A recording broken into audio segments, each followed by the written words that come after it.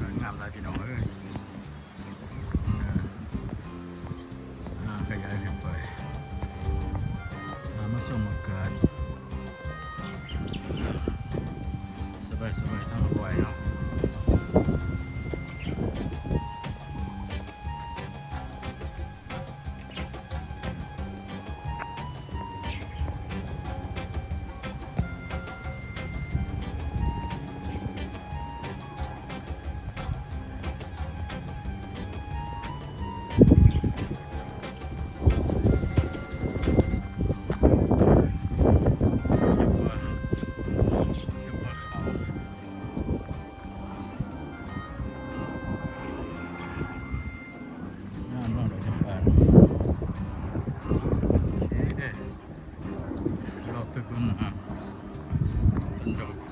สีบัวอากาศดีหลายพี่น้องเอ้ยทั้งก็ฮอนโลลูภูเขานี่ลูกดอกคูณแต่มันมีเสียงแค่เดิมบางอย่างพี่น้องเสียให้บรรยากาศ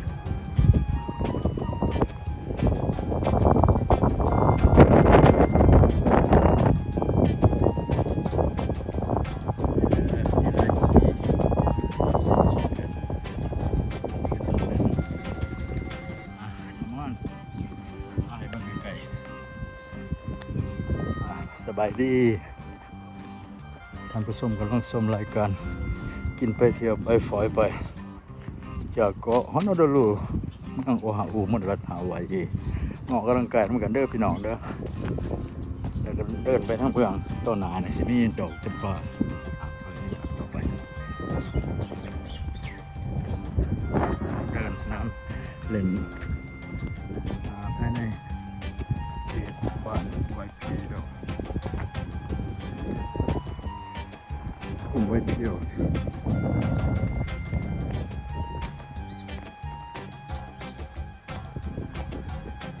มาได้ไปวังจำปาขาวนี่ดอกคุณนะมาชมจำปาในเส้นทางที่ไปในแลนด์ออกกำลังกาย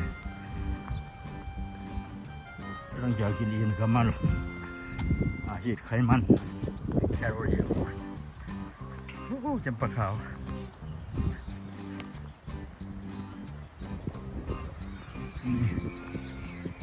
จำปาขาว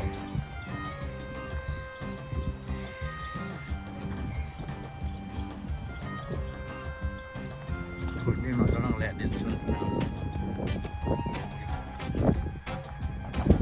อากาศสวยบริสุทธิ์จำปาเมืองลาว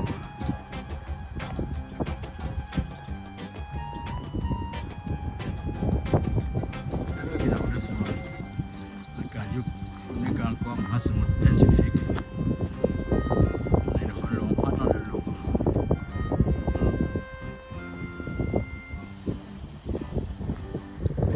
อันนี้เป็นกรมน้ำประปาสำหรับใช้อยู่ในเขตเมืองไวพิวแถมนี้ก็จะดูมาเป็นพื้นบ้านไอ้สาวอาศัยอยู่ในบริเวณนี้ได้ใส่อาบบริโภคต้นดอกลา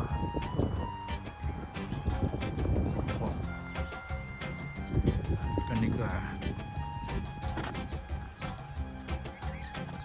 กันนี่ก็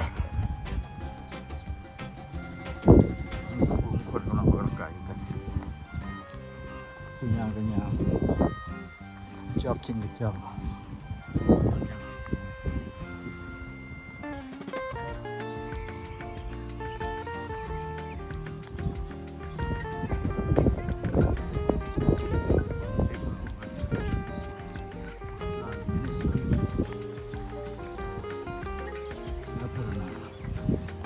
เส้นเหลือง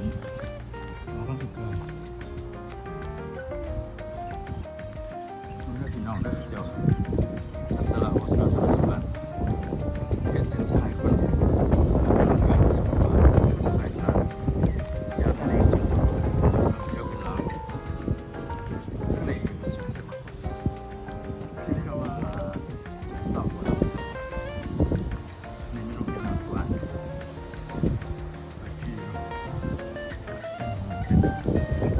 สอบสวนยาเราเขามีคนมาเฝ้าระวังรักษาตับจึงอยู่คุมันวัดกุยมีแต่ใบใหม่ร่นไปหาต้นยาที่สูงให้ตั้งแต่อันดับต้นยาเนี่ยคือระบบแพทย์ยังไงครับ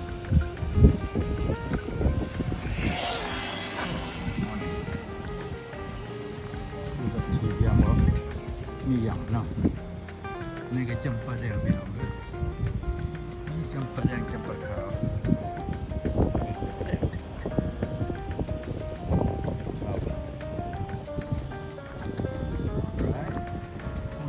มีอะไรหลังสักประมาณพันอะไรลงท้ายแล้วสำหรับอนุบาลสิพี่น้องเราเขียนติดไว้ห้ามนำรถที่มีเครื่องจักรมาเลยรถใหญ่รถจะเพียรรถขี่ไปเมื่อกำลังทิ้งปั๊บไหมหมู่บ้านจัดสรรนี่ก็อยู่กันแบบสงบเงียบเป็นระเบียบอย่างอนุบาลสถาบันใหญ่การเล่า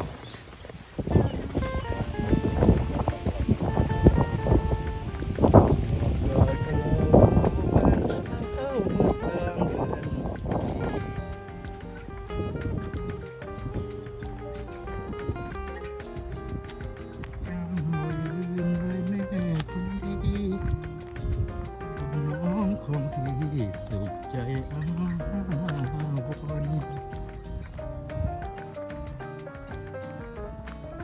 สัญญาฟังมูล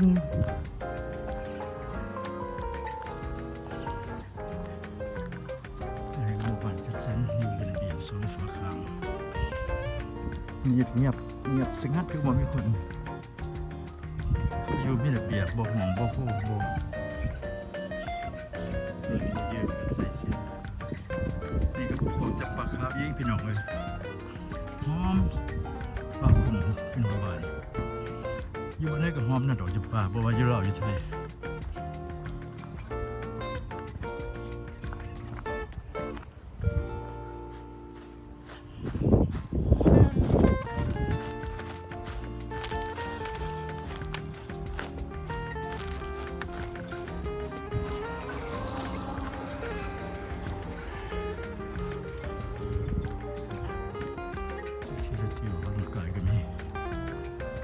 อากาศดีไม่สายลมพัดโชยเข้ามาเหมาะสำหรับการออกกำลังกายเห็นว่าพี่น้องเลยฮะสบายดีเด้อมาออกกำลังกายน้ำกันอยู่ในกลางเกาะมหาสมุทรเมืองฮอนอลูลูบนรัฐฮาวายอย่าลืมอากาศแบบนี้ห้าอย่างอากาศบริสุทธิ์พุทธของให้มลพิษคิดแต่ทางสบาย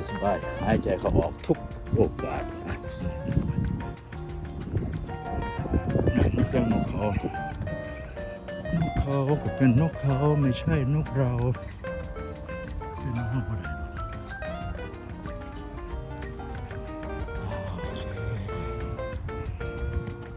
ครับเดี๋ยวที่แคลอรี่ไขมันนี่แห้งนะครับเพื่อให้ไม่ออกน้ำเย็นฝาเบียร์เย็นลงใส่หนึ่งบ้ากับของแก้มดีๆไม่สิจะได้ยังได้แก้มที่สิเป็นหาพุ่งงูไปจากสมเลยก็กินกับแจ่บสดก็สิครับให้บอยต้นสามสาอันนี้ว่าต้นยังมันดีลักษณะบ่คือเงี้ยบ้านเขาอะไรในสามสาเดี๋ยวว่ากำกูที่เซรามิ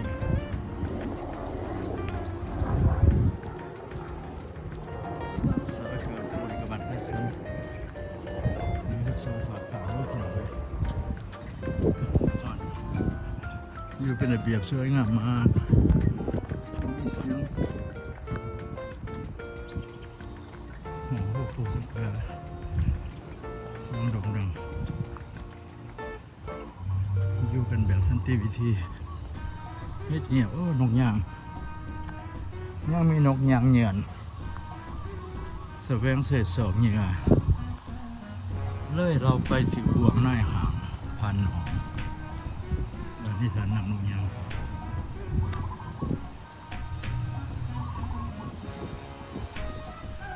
โอเค almost ไกลเด้อ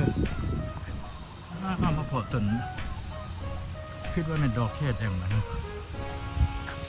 แล้วก็พวกคือ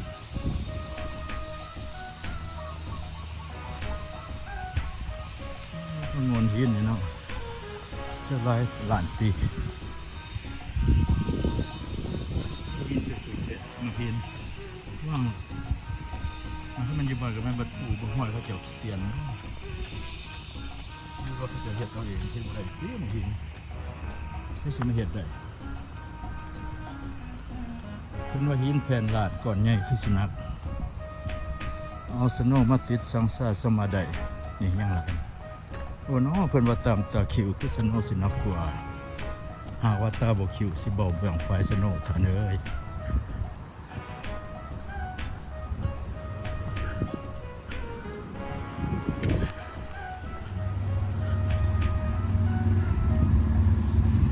มีคนออกกำลังกายยังประสานงานกันที่ได้บ้านจัดสรรหอที่ได้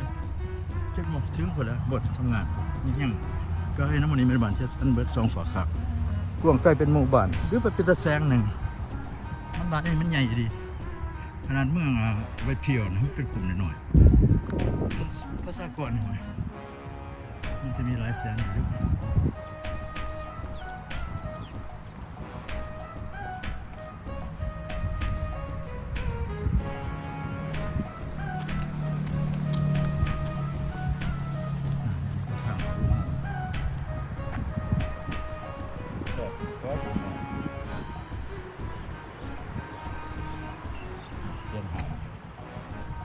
private property ส่วนบุคคลเป็นดอยจุลินเฮ็ดหอมใหญ่หยอกใหญ่ทำหายเสียหายด้วยแห้งอร่อยเป็นสูตรพินพิกษาอยู่ไหนคือปั๊บไหมบอกไปท่านสภาพท่านผู้ชมขึ้นไปเบื้องเส้นของมุ่งเบื้องเส้นทางที่มันอยู่เบื้องเส้นของมุ่งเป็นยังไงในกระทั่งที่รถแล่นขามมุ่งมาทำไมคนหล่อมุ่งแล่นเส้นทางนี้มันคือโอเคนี่มาเห็นต้นคูนมาได้สีแดงเลยรักสีมีขาวมีแดงมีสีบัวมาได้เป็นบางต้นฟางดอกฟางตั้งใจว่าดอกมันโอ้งามหลายพี่น้องเลยเราดูดอกใหม่เป็นย่ำเสมอย่ำอ่อนดอกใหม่พี่ต้องใส่ดอกว่าซองฝาก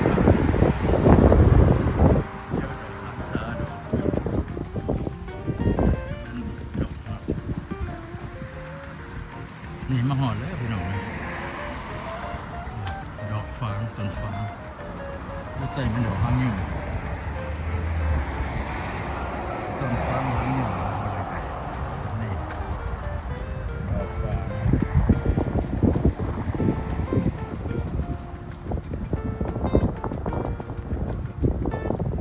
โอ้แดงจังฟัดดอกดอกฟาง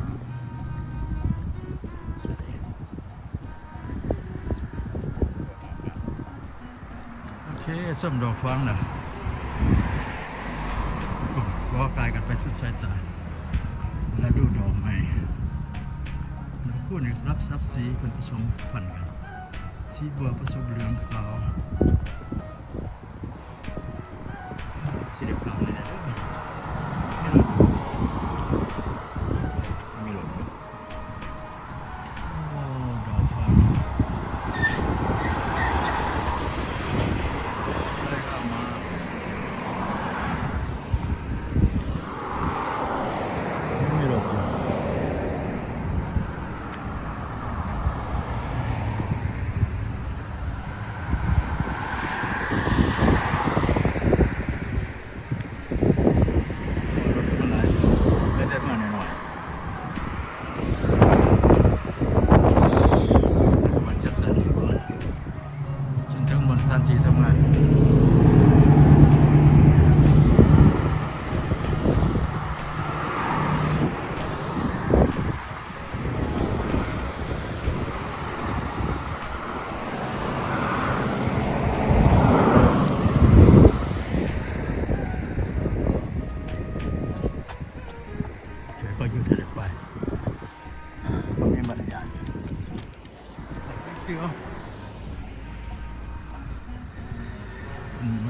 ยางเขาก็ยุดเด็ดมันไม่ต้องรวงคือบ้านเราเส้นมาไล่ก็สวนต่ำหัวอยู่เลยนี่ก็ไม่บ้านจัดสรรกันลงนี่ติดดอกอันนี้ซับสีบัวผสมเหลืองนี่ที่พี่น้องไอ้บ้านจัดสรรเงียบสงบเหมือนยังมีคนอยู่อยู่กันแบบสบายปลอดภัยกว่าเป็นสีนี่ก็เจอดอกคูณอีกแล้วสุดสายตานี่มีคนรักษาอีกมารักษาตัดเนี่ยรักษาต้นใหม่ให้มันได้อันดับ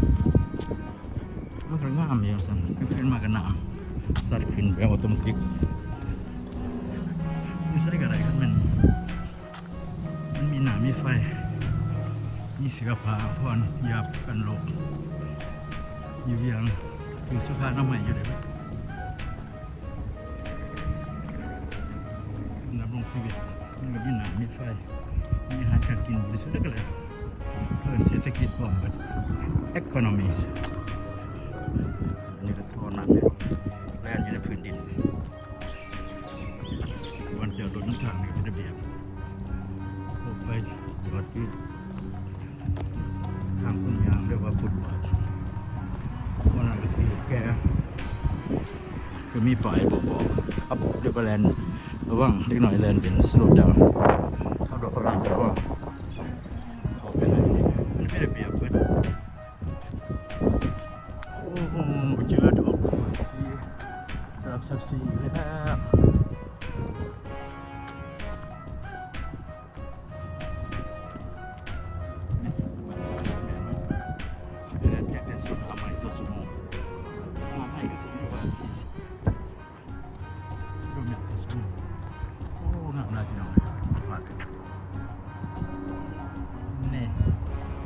สี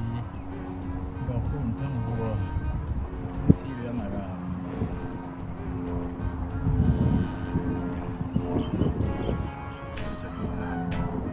โอเคมาหอดบนทำงานเด้อนี่สวนสาธารณะบอลนิดหน่อยเรียกว่าผู้ใหญ่มาออกกำลังกายเล่นเนื้อวันเล่นบ้านตีบ้านพวกมาบ้านนะท่านก็แม่นร่างกายที่นี่มันอยู่ลินยาประเภทเตะบอล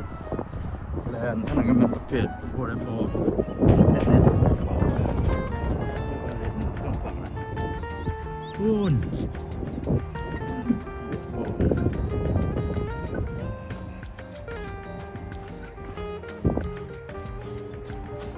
นี่เป็นพูนท่านเดียวเห็นพี่น้องเลยนั่นเป็นเพื่อมาเบิร์ยูนิเวอร์ซิตี้บนญี่ปุ่นมาถล่มพวกเอาไว้เป็น80 ปีแล้วต้องสิพาเราลงไปคืนงานในวันศุกร์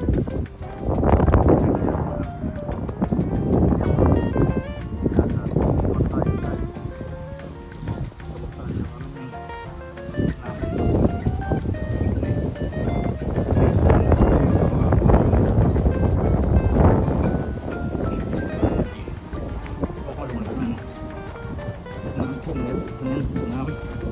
วอลเลย์บอลเบสบอลบาสเกตบอลนี่เอาเน็ตสเตปใส่กันนี่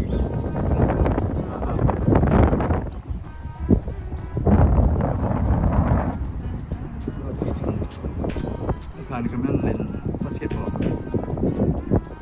มีวันฝนตก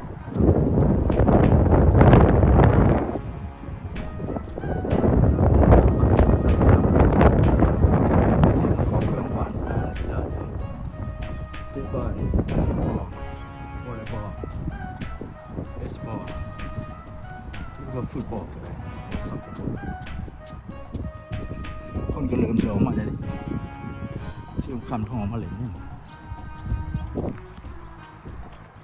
เที่ยวถึงพี่น้องถึงบทที่2หลังอยู่บิลดิ้งมันได้จิบปิ่มอยู่มันเป็นเมืองที่ซิตี้เพื่อมาเบอร์บอลญี่ปุ่น มาถล่มเกาะฮาวาย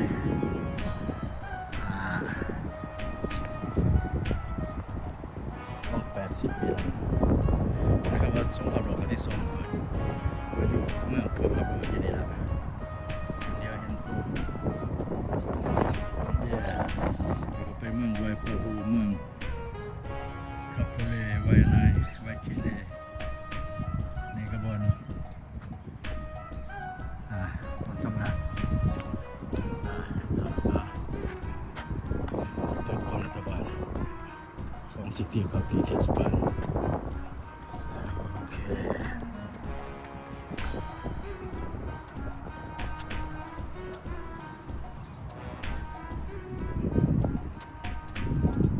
สำหรับวันเด็กนี่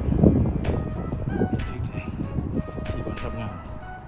คนเริ่มมาได้ดีรถจอดหลายคันสนามเบสบอลโอเคมาบนออฟฟิศนัดมาเพิ่งกายสิครับแล้ว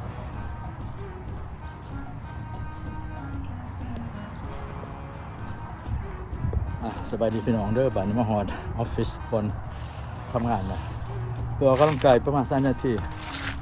นี่จะปลูกต้นกล้วยอ่อยแบบเบิ่งน้อยหนึ่งมะฮุ่งนี่ก็เป็นนี่ก็หลอดล้อไปอันนี้มันเป็นอะไรอื่นนะมันใบมะกอกเสียใบกินกับลาบกุ้งนี่ก็เตยหอมปลูกไว้ด้วยโอ้อะไรท่านผู้ชมป้องหอยก็ไม่ขอปิดรายการธนิกรในการถ่ายทำคลิป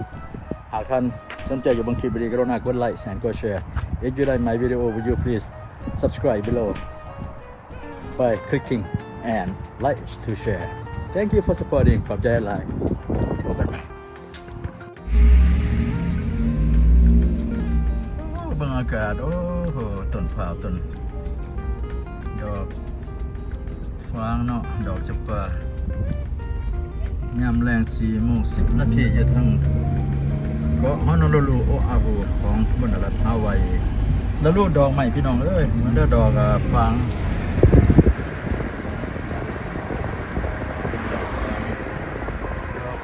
ดอก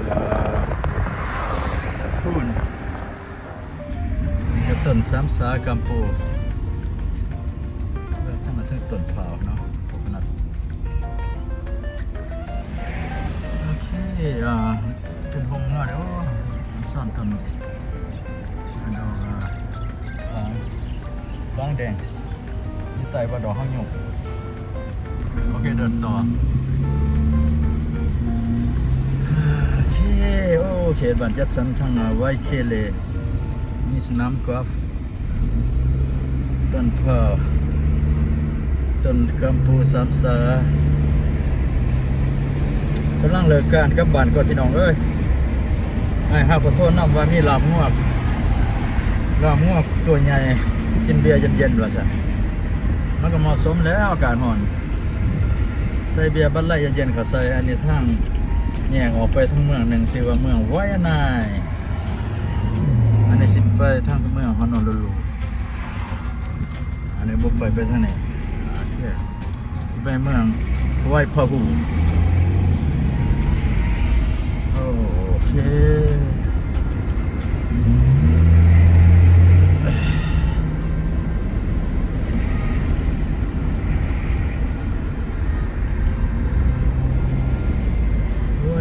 เลไว้พาหูเนาะมีหลายไว้พวกเกเรก็มี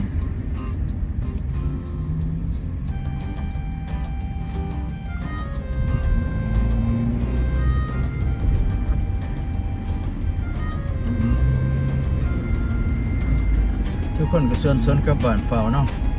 เลิกการเลิกงานใครก็ยังว่าเห็นขอเป็นพัวกินข้าวกินปลาอาบน้ำกินเบียร์เย็นมาเข้าคือกันฝ่าคือกันฝ่าว่าให้กินเบียร์ล่างมุ่นถิ่นออกไปทำงานหนัก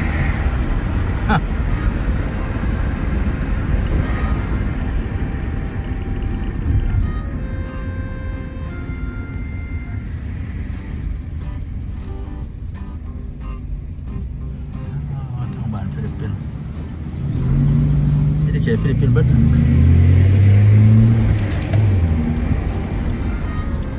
โอเคต้นส้มต้นปาล์มต้นหมากปากมาก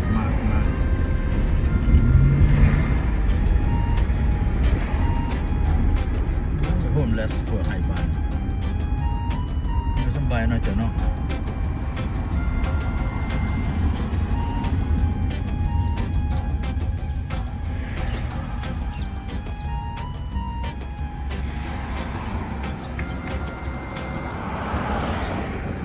โอ้ใส่ดอกหัวนี่มากแต่ได้ดอกอันมาซ้ำซานี่มันหวาน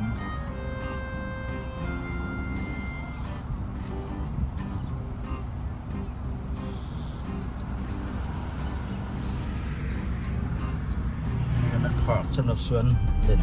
สวนสาธารณะเดินไปมันไปคนได้ดิหยุดเดี๋ยวไปอยู่กับนี่ต้นหมักย่อม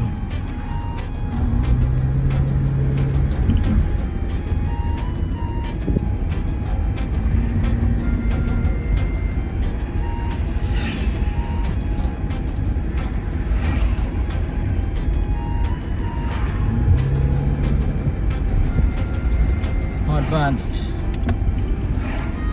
พี่อันนั้นเด้พี่เลี้ยงเลยพี่เลี้ยงอยู่นี่บ่ฮอดบ้านเดี๋ยวดิก็จะพอซุ่มกินยังถือเลขว่าจะซ้ำเหมือนกันดิ